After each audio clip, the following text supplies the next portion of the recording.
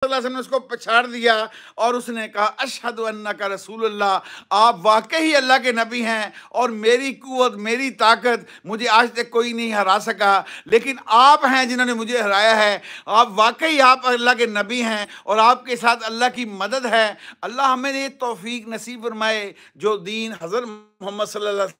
वसल्लम लेकर आए, ना तो हमारे बाज़ारों में है, ना हमारे घरों में है, ना हमारे ख़ानदानों में है, ना हमारे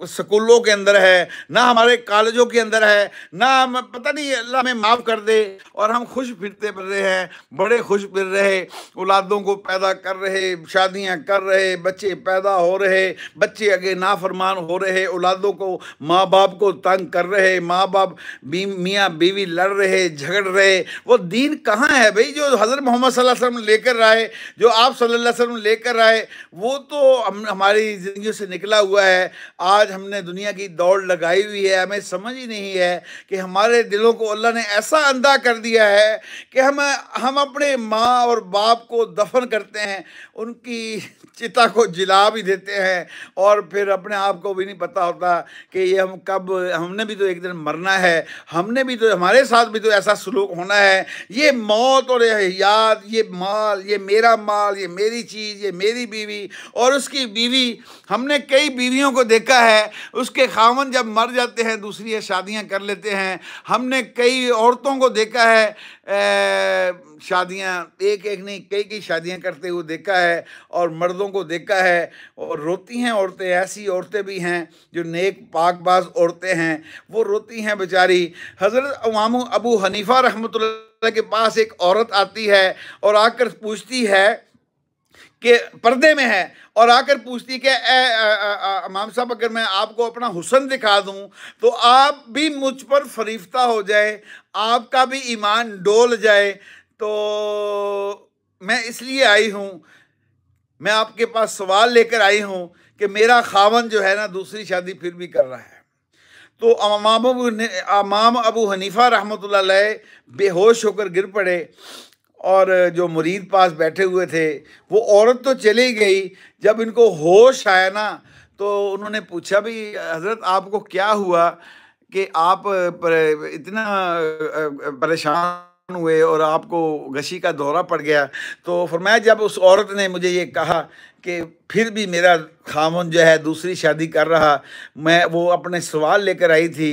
तो उस वक्त मुझे अपने रब का ख्याल आ गया कि एक औरत अपने खामन का दूसरा शरीक बर्दाश्त नहीं करती तो मेरा रब कैसे शिरकत को बर्दाश्त कर सकता है, जिसने हर इंसान को, चाहे वो हिंदू है, चाहे वो सिख है, चाहे वो मुसलमान है, चाहे वो यहूदी है, चाहे वो किसी मज़हब से भी ताल्लुक़ रखता है, अल्लाह की कसम अल्लाह ने उनको बनाया भी है, पैदा भी किया है, उनको अपनी इबादत के लिए पैदा किया है और इनको समझाने के लिए अल्लाह नबियों को भेजा था। अब क़यामत तक कोई नबी नहीं आएगा, 1400 साल का ये वक्त है और मूसा अलैहिस्सलाम को की जो कौम है ना, ये बात अच्छी तरह समझ लें, ये कुरान में वाक़या है जिसमें अल्लाह ज़िक्र कर रहा कि देखो जी मेरे बंदो, 40 दिन सिर्फ मूसा अलैहिस्सलाम को अल्लाह ने अपने पास बुलाया। कौम मानने वाली थी, बिल्कुल मानने वाली थी, नाफरमान नहीं थी। 40 दिन, फिर 10 दिन अल्लाह ने और बढ़ाए और पीछे अपने भाई हारून अलैहिस्सलाम को छोड़ कर गए थे।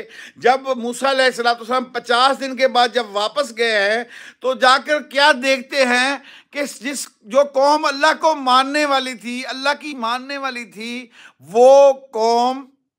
बछड़े का, सोने का बछड़ा बनाकर सामरी जादूगर ने उनको बछड़े की पूजा पर लगाया हुआ था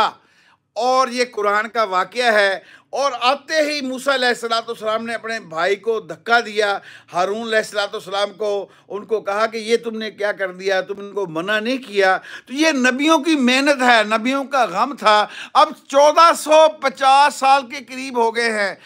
अब नबूवत का दरवाज़ा तो बंद कर दिया, लेकिन नबियों वाला काम अल्लाह ने बंद नहीं किया। नबियों वाला काम हर मुसलमान के ज़िम्मे है, हर कलमा पढ़ने वाले के ज़िम्मे है। कलमा जिसने पढ़ा है, अल्लाह की कसम कुरान की आयत है, हुवज्तबाकुम, अल्लाह कुरान में फरमा रहा, जैसे अल्लाह नबियों को चुनता था, इस उम्मत मोहम्मदिया को अल्लाह ने चुना हुआ है। इसके ज़िम्मे है कि ये किसी को बुराई की तरफ जाता हुआ है, जा रहा, तो उसको बुराई से अगर इतनी ताकत रखता हो कि उसको हाथ से रोके, अगर इतनी भी ताकत ना रखता हो तो उसको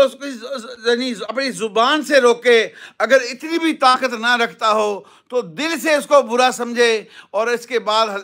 उलमाए किराम फरमाते हैं, जो दिल से भी बुरा ना समझे तो फरमाया यहाँ आकर ईमान की सरहद ख़त्म हो जाती है। यहाँ फिर ईमान इसके दिल के अंदर राई के दाने के बराबर भी नहीं रहा, जो जिसके सामने अल्लाह की नाफरमानियाँ हो रही हों। और कितने बड़े ये जुल्म हैं जो आप भाई ने